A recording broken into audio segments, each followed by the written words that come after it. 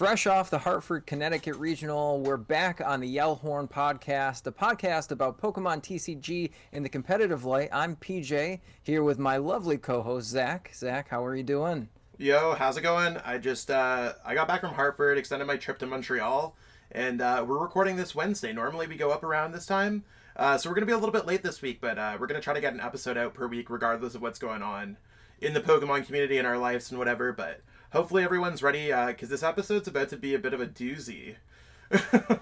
Yeah. A couple of cool things that we want to talk about, a couple of not so cool things we want to also talk about because at the core of everything, we're community members. We love promoting ourselves in the positive communities that surround us for Pokemon because we love it. We want other people to love it and the community to grow. But we'll get to that point. But right now, we really want to talk about our run at Hartford. I know that we both played the same deck, same 60 to Hartford, Connecticut. So, Sure. Zach, why don't you talk a little bit about what we actually decided to go on and why? So we became Dura Demons once again, a door that I thought we would have closed. Yeah, and I kind of wish we closed that door, to be honest. I think Yeah. the list that we went out there was a too much of a kind of a maximalist approach, or it was fancy deck syndrome at its worst, where it's Yeah. like we're like, oh, what if we cut a boss since we have two Umbreon VMAX? What if we add an Karen's, a Volo, an Adventures Discovery, a Research, Charon's Care. There was like 7 one of supporters, and I'm probably repeating them. But like Mhm. when it gets to that, it's just like it was too fancy. We had too many tech cards. Ultimately, I think a lot of it led to inconsistencies.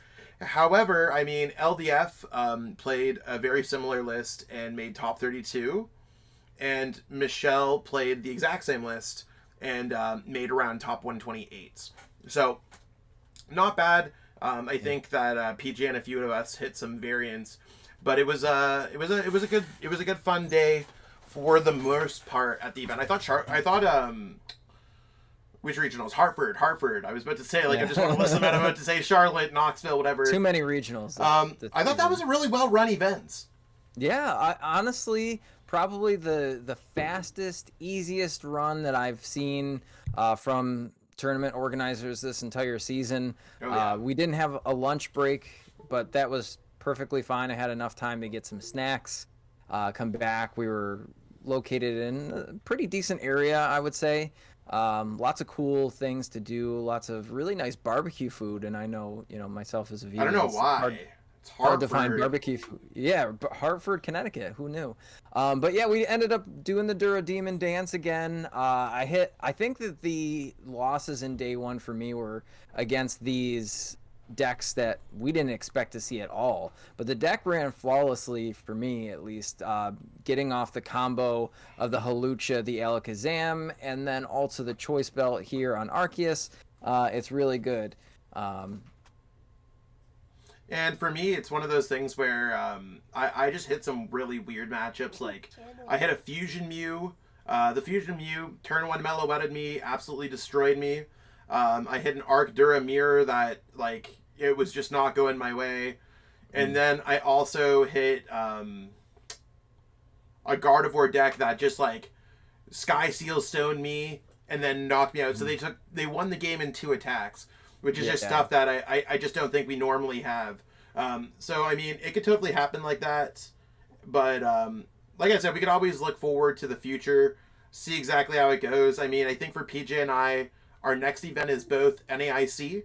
Yes, yeah, we're both gonna go to NAIC. I'm really pumped about that. I love seeing friends that you don't get to see most of the year that are traveling internationally.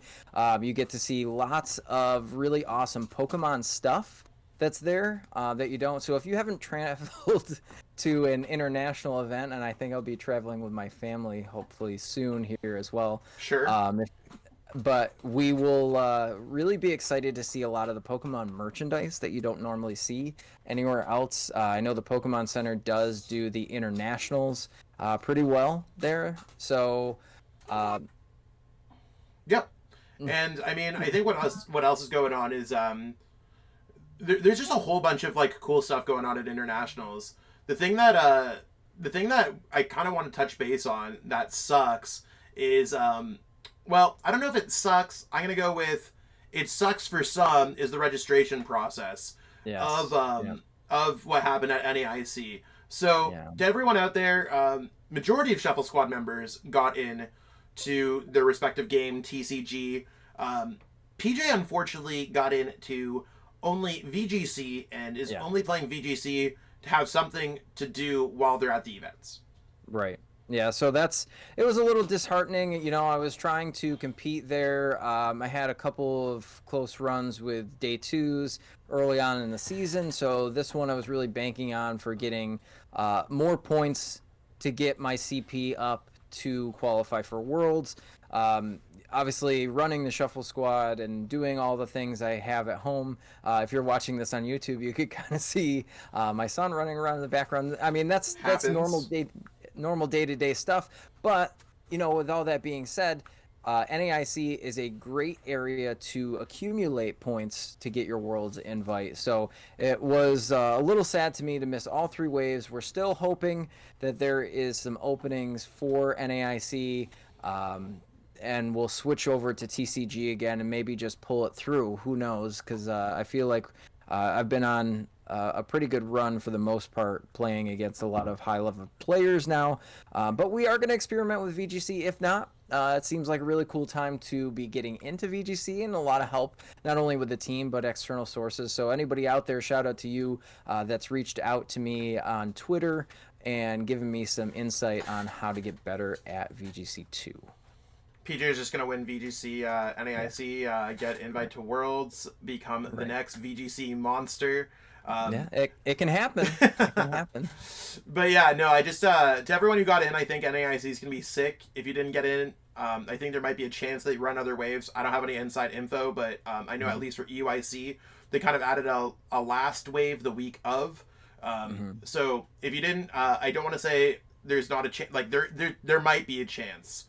There's a chance that there's a chance. And Right. to anyone who didn't get in, this season we're still going through kind of some growing pains from the COVID era of Pokemon. So I wouldn't consider that this is a full back to Pokemon season at all. If you didn't get your invite this year, there were still restrictions. Like we still had masking requirements at the beginning of the season, all the way through the Right. halfway point of the season. We still had venue restrictions, stuff like that. So I think it's one of those things where we just got to kind of take that in. It sucks to miss NAIC. I couldn't imagine missing out on a registration like NAIC, so I totally feel for you. But hopefully they add some more spots and we see how it goes. Yeah. But the majority of the Shuffle Squad will be there Yes. at the events. So if you see us, I think we're gonna have our new jerseys Yes, for that one. we will have the New Jersey, so you'll be able to see us out. We won't look like judges anymore judging the event, so that will be pretty awesome for us. And we'll unveil the look of the brand new jersey also at the event. So you'll see all of the Shuffle Squad members out there, maybe with some new people. Maybe out we'll see. rocking the jersey. So come say hi as always. Gotcha. And I mean, I'm pretty hyped to show off everything, and we got a bunch of sweet Ultimate Guard gear too that we're gonna be rocking at that event. So a lot of cool things going on in the Shuffle world. But with everything going on good, the community is not always doing too good. Over the past couple weeks, we've seen some controversies. Now, for the sake of it, we're not going to name any names of any players that did anything on here. We're going to explain the controversies that we saw at least go on Twitter. Now, as a disclaimer for everyone, not everything here is going to always be bright. So consider this your warning before we jump into it. We're not going to start dropping anything on this podcast, but I just want to let everyone know that, like, trigger warning. There's going to be some stuff that went down, some shit that went down. It's actually pretty rough over the past week. Not going to name names because regardless of if we have our own opinions on things, the L-Horn's not going to get into any... we don't want to get in trouble if anything was proven otherwise or anything else like that. And beyond that, we're also just going to, like, let you know exactly what it is. And just so you know, because maybe you're not active on Pokemon Twitter, and maybe you don't know. I'm sure if you fact search around, you could find the situations out there. And again, like I said, we're not necessarily looking down on anyone. We're not necessarily looking up to anyone. I just want to explain what's going on in the community, and what we could maybe do that's better. Because I mean, it's one thing to address these problems. It's one thing that we could do to kind of fix these problems. Right, exactly. And that's where my head was at with, seeing everything. I had a lot of people reaching out via DMs. Did you see this? What's going on? And I was really in shock of what was happening. There's been so many things that have happened this season that have rubbed me the wrong way about how the community is supposed to be acting in a public setting, for sure, and also maybe sometimes a private setting. I know the internet is weird, right? Saying it as a boomer myself, there's things that I feel like people don't understand the consequences of when they're doing them because of their youth, and that to me just goes hand in hand with um, how showing responsibility for your actions comes into literally everything. So it comes into um, whenever you take that photo or take that video, whether it's in private or in public, there's a possibility of it, being shared on the internet. Yeah, I think what PJ's saying is we live in an age where there's always an eye on you, there's always an ear on you, there's always something going on, whether or not you're doing anything good, nor bad, nor anything. So let that just be a lesson to anyone who thinks that they have anything. And I'll literally be like, yeah, you want to know what I've caught myself up in my own controversies in my own life, because I did not always understand that. But I think the other message that we want to put is that you could always grow as a person, that you could always make better. I mean, your life might be crumbling in the moment, but it's one of those things where you have opportunities to grow from it. So starting things off at the Bogota special events, happened last week, but we had one of the players in Top Cut was disqualified, and they were improperly shuffling their deck while also stacking their opponent's deck. And you might be like, how do you improperly shuffle your deck? And I mean, I think they were giving themselves a little bit of a higher chance of getting the cards that they want. On top of that, I believe that they were looking at their opponent's deck, or the community assumes that they were looking at their opponent's deck, and then putting cards that they did not want on top. So not only is their opponent at a disadvantage, they are at an advantage in those situations. Right. And yeah, no names on that one. Like I said, no names today, but they were disqualified from the event. So it's not like it's just like we heard about it and it might have happened, because there's always going to be stories like that. I think in this way, there's it's one of those things where we can assume that it likely happens. Right. And I think that it goes to show that the community usually is unified with reaching out to people and stating that these types of things shouldn't be happening, but I really wish that there was more of a presence from the company that not only runs these events, but also the company that hosts them, which is TPCI.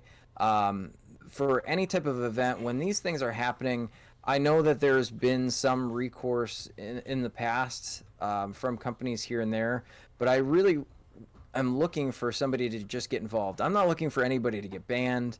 I'm not looking for anybody to. Well, I think that's kind of what we are kind of looking for. You know what I'm saying? Like, I mean, I think disqualification, like, they went home, they got no prizing, they wasted all that time, effort to get to that event. So, I mean, getting disqualified is a pretty big deal, I think, in Pokemon. I think when it looks pretty, like, it's one thing to be like, oh, you attach an extra energy, or maybe it's a one-of occurrence in your lifetime of play, or whatever. This looked pretty malicious from what we saw in the stream. Like, and I mean, I don't want to say it was malicious, but it looked very malicious. And it's yeah, I don't know. I think I think that TPCI, they made it pretty clear that they're not going to act upon, or they're not going to publicly talk about what they are doing behind closed doors. So maybe this player got a knock on their door, a little letter in the mail, or an email. I mean, it's 2023. Emails are pretty common nowadays. Right. We don't know about that, so we just have to hope that they are being the watchful eye, looking down at the community and deciding what makes the most sense for them. Exactly. And in the case of that, you're right, Zach. I think if somebody is caught blatantly cheating, and that's exactly what it was, they were blatantly cheating on a streamed game. So there's video footage of this happening. There's not really any interpretation of what else was happening or how it could. It's not a he said, she said situation there. That, I think, does serve for disqualification from at least the season or maybe even indefinitely if it's a continued occurrence. Now, in the case of, something happening in somebody's personal life or something to the extent we saw happen at the Hartford Regionals aftermath, I feel like you're right. Growing from that experience is a life lesson more than it is anything else. But I really feel like there should be something stated from the companies involved. Me being a manager myself, anytime that there is anything internally happening directly that involves us as the Shuffle Squad or any entity involved, we usually have some sort of statement. All I'm looking for is somebody to say, hey, I'm taking responsibility for this too, and this is what we're going to do going forward to make it a safe space. Because these are places that I take my friends to, I eventually will take my family to, things like that. And I want them to be safe spaces for everybody that's involved. And I want it to feel that way when I'm there. You know what I mean? Yeah. It's just goes to show that if there's no voice from these companies, it almost feels like everything being done is falling on deaf ears. And that's what I'm looking for. When it comes to cheating in a game and it's public cheating, yeah, that should be a disqualification. But when it comes to well, I mean, no, I think I think that there's a difference between breaking the actions of a game, right, and I think that there's a difference between maliciously cheating to gain advantage. Exactly. Yeah. I think that if every single person who ever double attached an energy lifetime was labeled as a cheater, I don't know how many good players would be left. I don't know how many. I think everyone is a cheater at that point. Or any action like that, right? I think stuff like that could be like, oh, I forgot to put 10 damage on because we miscalculated. That might not be cheating. It might be. It certainly could be. But I think there's a difference between that or malicious intent or potential malicious intent. Right. But yeah, I mean, I guess PJ wants to jump into the big one. So Hartford, top cut player, videos and images surfaced of them after their success at that event of a hateful symbol being shaved into their head. I mean, I'm just gonna say it, there was a swastika shaved into their head. By it looks like their group of friends.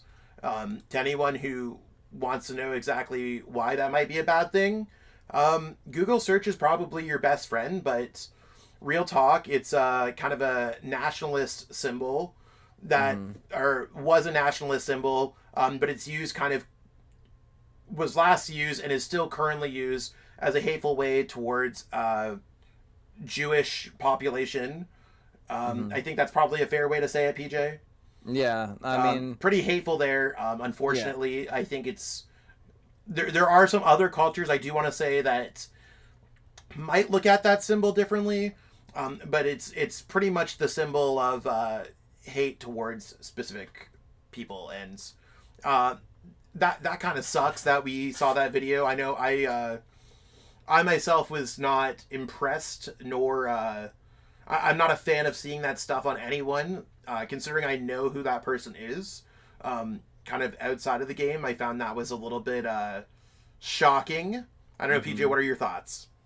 Yeah, and I mean that's exactly what I was shocked. I mean, I grew up in the days where MTV had popularized the show Jackass. You know, I was a skateboarder kid. I did stupid things. I said stupid things as a kid. So do I believe in a lot of the things that I had said, or over the course of my adolescence, looking back, I've grown exponentially. Becoming a father, becoming a husband, becoming an adult. Well, and I've also been becoming there. a pillar of the Pokemon community as the Shuffle Squad, one of the Right. owners' management members. Exactly.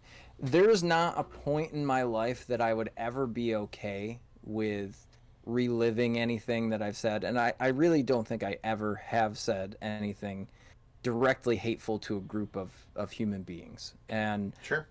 I know that there was some apologies surfacing, but those type of things go hand in hand with bringing light to that type of hate out there. And I think that if it's not corrected initially, and that's where I go back to talk about the companies themselves, it's kind of saying like, hey, this is kind of okay. And it's not okay. It's not okay at all. Yeah, what And happened I, was not okay. I yeah, think we should put that out there. Like, it's not right. like whatever was posted, definitely not okay. Right. And that's where my head's at. Again, I'm not of Jewish descent, but I have friends, I have team members that are. So now, are they safe to go to these Pokemon events?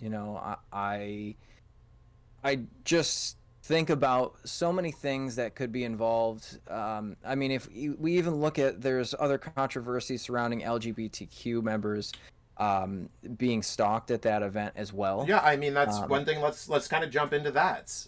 sure. A group or a singular member was targeted at the event. Hmm. Um, and a Twitter account took their pre transition image Hmm. and started mocking them for it. And I Hmm. mean, it started off that, and I don't want to be like that's innocent or anything else like that. That's terrible. It gets Right. worse to the point where they led up to the event saying, going along the lines of being like, you don't know what's going to happen at this event. You don't Hmm. know what we're going to do to you. Stuff like Hmm. that. Right. Events are getting to the point where they might not be safe for all. Not to say that I've Hmm. seen anything happen at an event. I Right. I don't think I've ever seen any um, attack against a Hmm. particular player or group of players at inside a Pokemon venue. I also personally haven't seen anything outside of a venue, but the world is not a great place, unfortunately. Hmm. And I mean, nothing happened at an event.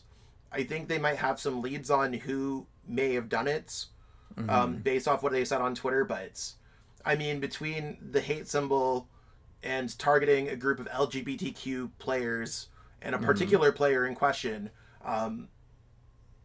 I mean, targeting any player just fucking sucks. Right. It really does. It's just like, just looking at it saddens me because I created the Shuffle Squad because I wanted to grow the community in a positive way. That's why I started everything that we're doing here.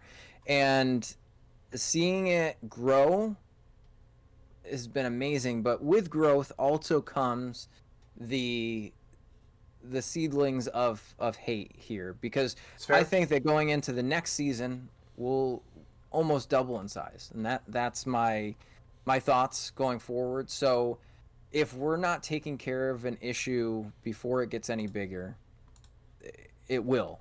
There's no ifs, ands, or buts about it. Um, if if these type of things continually happen, um, it's something that I unfortunately will have to shield my group, my family unit, everything from at these events. And we want it to be someplace where I can say, okay, well, I started out playing Pokemon at my local card shop. I really loved it. It was a safe place that I could go to enjoy what I like to do. I'd love to go play this on a larger scale. Here we are at a regional event where now there's more people involved that aren't getting reprimanded for anything that they're doing outside of the game to make some particular group feel uncomfortable, and they're here in the same venue, and this is the experience that they get, they automatically, want to leave the game because of the experience that they had. And that's not the experience I want to portray for anybody involved. And hopefully everybody that's listening and watching this video also wouldn't want, because I I enjoy playing Pokemon. Hopefully if you're listening, you enjoy playing Pokemon. Why can't we just enjoy Pokemon together? There shouldn't be any sort of external factors that come into play there. And the thing that I want to go over is just like, I think there's too much hate when it comes to the Pokemon community in general within it, even among people that are of similar stature, top players disliking other top players. Like Right. my whole thing is just like, who cares what your ethnicity is, Right. where you came from, if you're rich, poor, whatever. Um, we're all here to play Pokemon. I think we're more in Right. common than you think, and I think that's the mentality I want you to take away from this. Is everyone who was at Hartford spent money, time, blood, sweat, tears to go to that event to play a game that we love playing with our friends that we love playing. Right. And even from VGC players, like compared to TCG players and Go players, like we are all playing the same franchise, the same IP. Right. We all love Pokemon in some capacity. And if you don't find yourself with that mentality or coming to agree to that mentality, you might not necessarily belong. If you just want to hate people because you hate people, sure, someone might have wronged you. Maybe try to make that right. You're not have to get along with everyone. We don't need to necessarily hate everyone or anything else like that. So, I mean, hopefully some action happens against some of these poor decisions, and also if anyone made those poor decisions, hopefully whether or not they have a spot back in the community, that's not up for us to decide. That's for the community and Pokemon to decide. We should give them the opportunity to learn and grow. And I mean, if you also need to hold your friends accountable too. Correct. Like, Correct. this is stuff that I think in the particular case of the player or the group of players being stalked, I'm sure there's got to be someone who knew that was going on, who didn't speak up.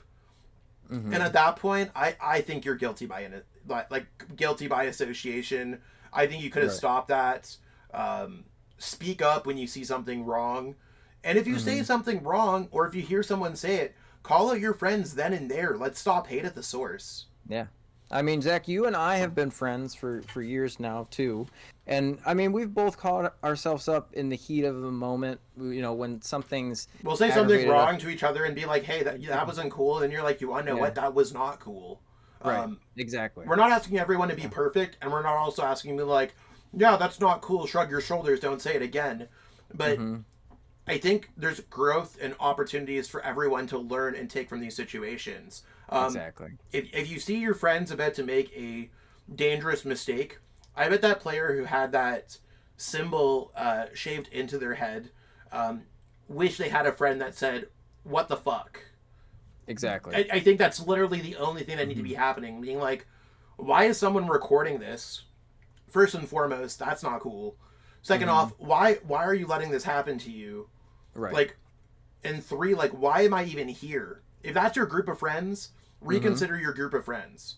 Yeah. And I mean, I've literally unfortunately had to change friend groups at some point in my life. There's people from high school that I don't talk about. There's people in the Pokemon community that I don't want to talk to, or that I might not necessarily be as chummy with.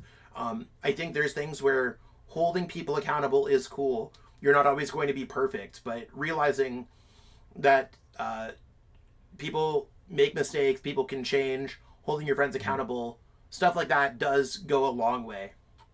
Exactly. And if you take nothing else from that, or from this podcast, take away that it might be time to evaluate who your friends are, because your friends are going to make you who you are the more you grow with them. And if that's the light that they're portraying you in now, what are they going to do a few years from now? Where are you going to look back at your life?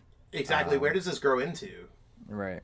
Exactly. And it might not grow into nothing. It could have been a one-time stupid thing, or a Mm-hmm. joke that went too far, or someone who thought it was a joke that went too far because it's not a Mm-hmm. joke. Um, Right. we don't know where hate starts and we don't know where hate ends. And I think Mm-hmm. that's kind of the point. Going into a little bit of a lighter stuff, but still some shitty situations. Yeah. Um, we there was a few players disqualified from events, and players were going to get disqualified in Right. general. Um, but moving on to Malmo Mm-hmm. regionals, we had a prolific player. I believe that they bribed their opponents to concede to them and Mm. was overheard and they were disqualified. Right. Again, this one has less chatter on the internet, but when we Mm-hmm. explained everything that we did it before, you can see why that might have not got traction. Right. Right. So And I don't I know. So when yeah it comes to something like that, obviously it's the lesser of two evils when we're looking at the grand scheme of the weekend. But when it does happen, I really think that the judgment that came down, obviously from the disqualification, is fine. Now, I'm assuming that hopefully all judges speak with each other on some sort of level, whether it be a Discord chat or whether it be some sort of internal happenings. But I feel like that's something that needs to be recorded on their game's record. So if it happens where you're caught, basically buying out a win or something like that, and it's recorded, it should be on some sort of log somewhere. That I if think they do have access to that. Yeah, exactly. So if that's a continued thing, you probably shouldn't be playing the game because you can't win on your own Well, accord. at the same time, I think that I'm not trying to say that like every single first case should be made an example of. Right.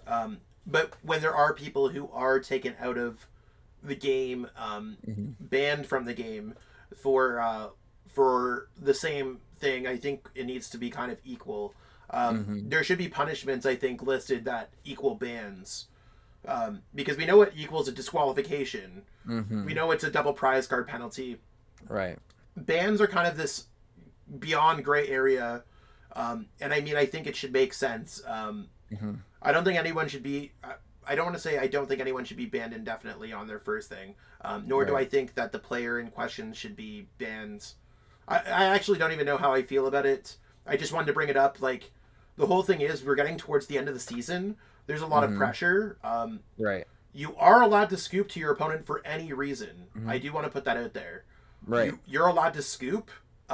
No one's allowed to ask you to scoop to them. No one's allowed to put Exactly. prizing into the mix of things. So Hmm. when stuff like that's happening, the best case is, I mean, you could just say no and stop it there. I mean, Right. usually most things should get reported to judge staff because you don't know what's going on, and it's not Right. up for you to self police that.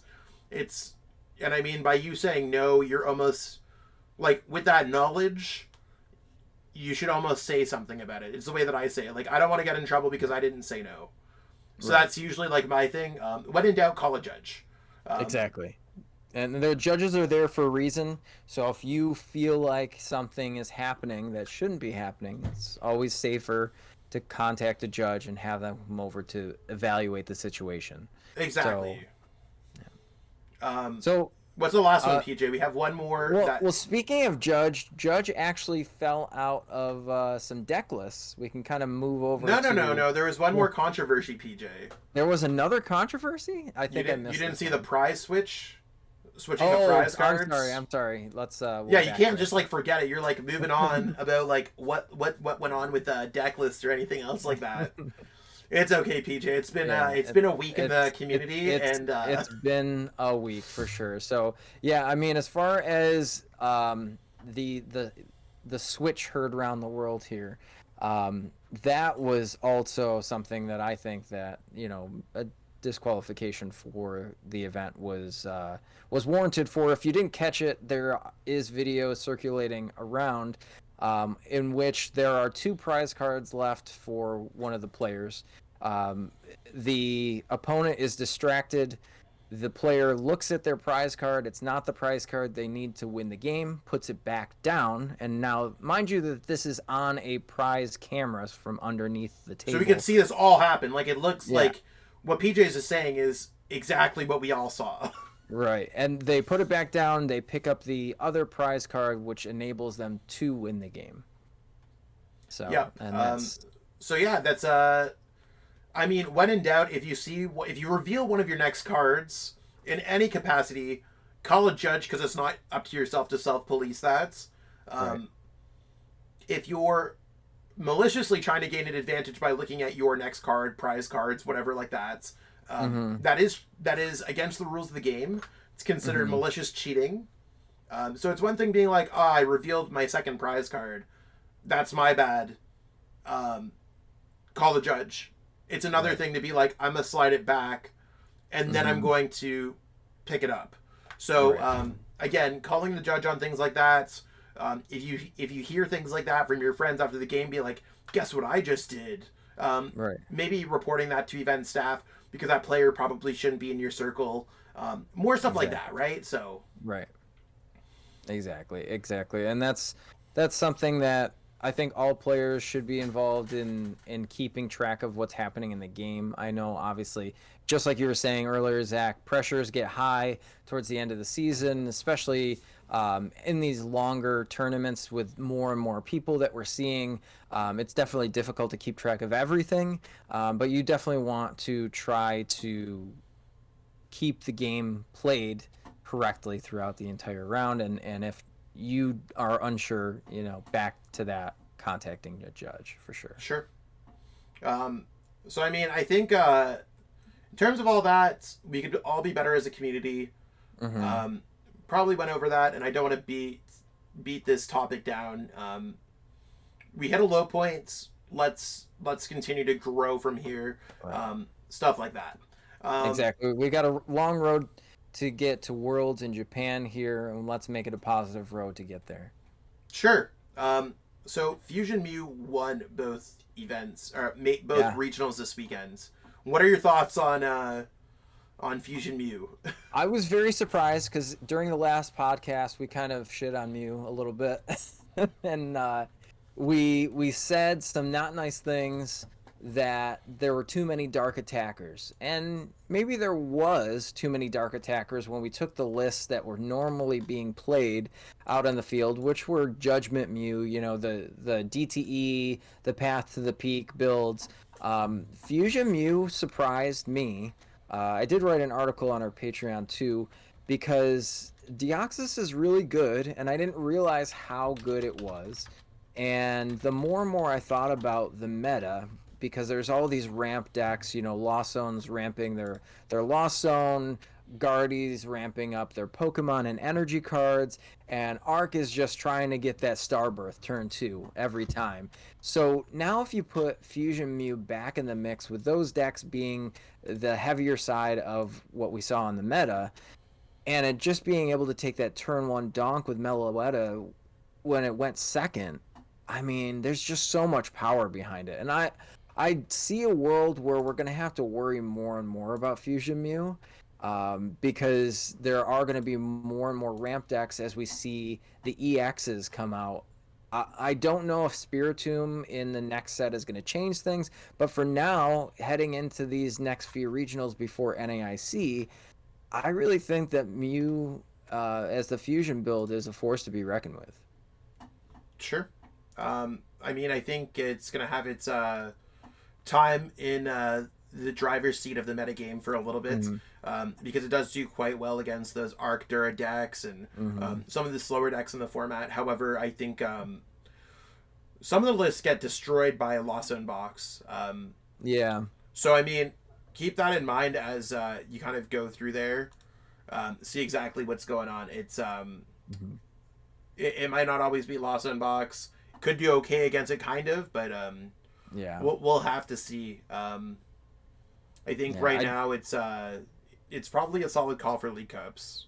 Yeah, absolutely. And I think that the list that we saw winning at Hartford was really neat, having all of the shoes in there, the trekking shoes, to just dig and draw to get to your end result for your turn two. If I had to say anything counterability wise, I would talk about Sky Seal Stone coming back into the Lost Zone boxes just to combat with Mew, throwing your Drapion Sky Seal Stone down for 4 prizes, then just having to worry about a Genesect on the bench or maybe just a Mew V is really good. And the hard part is combating with the Deoxys because it is 120 hit points, and a Cramorant can just pop it like it could a Meloetta. So that's the other thing to just be cautious of. Maybe the Snorlax has come back in the Lost Zone boxes. I think Lugia is also on an uptick too, if we're looking at Mew, because Lugia can just put 2 Lugias down, set up Dark Attackers, and start swinging, whether it's with Tyranitar to take 3 prizes from a Mew VMAX, or even the Yveltal. Either one, both are great Dark Attackers into a Mew VMAX deck, so I would not be surprised if Lugia saw some more success before we got to NAIC, where we're getting the newer set as well. So, that being said, I think we'll probably leave the Paldea Evolved until next week. I think next week's episode, if you want to look forward to anything, we're going to jump into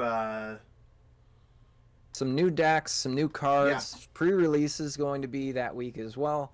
So if you are attending any local game stores, you can get excited for the Paldea Evolved pre-releases. Yeah, and we'll see how it goes, but expect kind of like a buy list set overview, hype cards, stuff like that. Paldea Evolved next week on the Yellowhorn podcast. And until then, let us know how you think about this episode.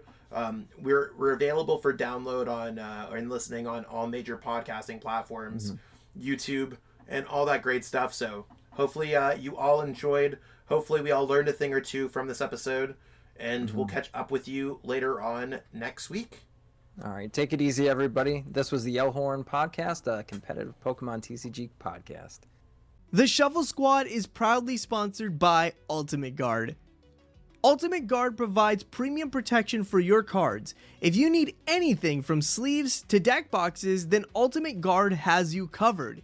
If you're a player or just a collector, you know that your cards will be protected. Check out their top-of-the-line Katana sleeves. These are the best sleeves on the market with a clear window for visibility and provide a perfect shuffle. If you're not a fan of clear windowed sleeves, then Cortexes are for you. These matted sleeves are like their katanas, but at a lower price. Their shuffle is just as good and the protection is superb. So, what are you waiting for? Help support the team by checking out the affiliate link below and ordering some fresh Ultimate Guard products today to get you shuffling.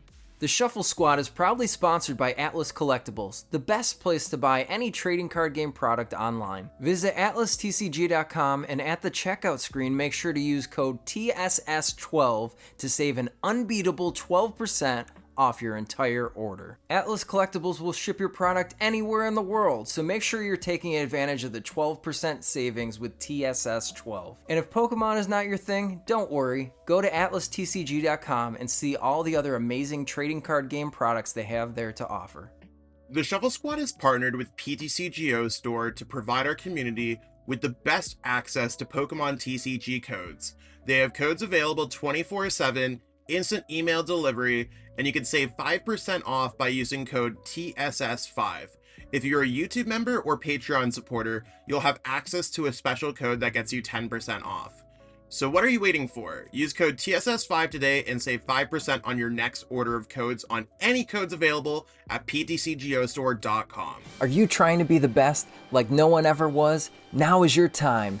Head on over to Metafy.gg and search out all our amazing Pokemon TCG coaches, where you can book all sorts of training plans ranging from deck help to full season sessions with your favorite coach. What a great way to up your game. Check out Metafy.gg in the description below and take your game to the next level.